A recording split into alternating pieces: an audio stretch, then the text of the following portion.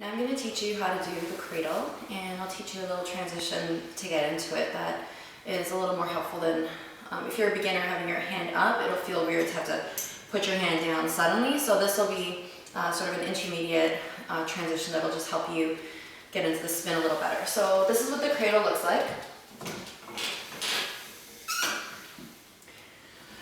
So if you notice, instead of what has usually been in beginner spins, the inside arm being high, we're going to use it completely reversed. So I'm going to take my hand, make sure the inside of the forearm is facing the pole, and I want my thumb and index finger pointing down, and I want to make sure that my arm is sort of in line with right where my hip bone is, right at the front here. This hand is going to be guiding me down, so I want to make sure that it follows me in this position as I spin. What you want to be careful is that it doesn't twist, because if my hand twists like this, I'm going to lose my grip. I don't have any more anything to pressure into with my heel of my hand if it's twisted.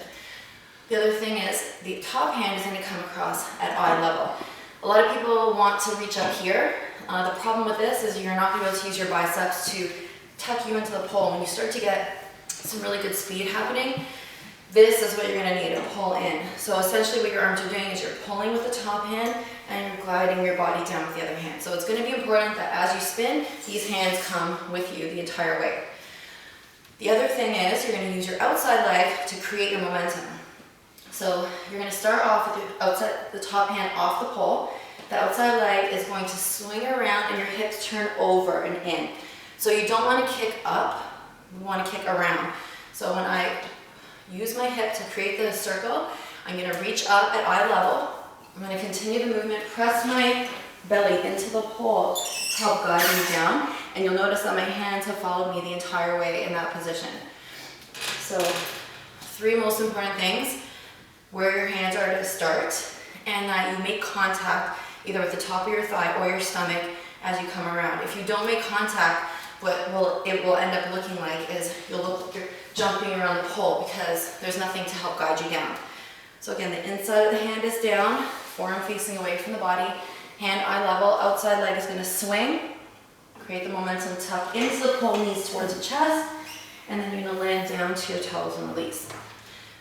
Now, a transition into this, I like to use what I call a low hand spin, and it's not a spin like around the pole, it's a spin past the pole.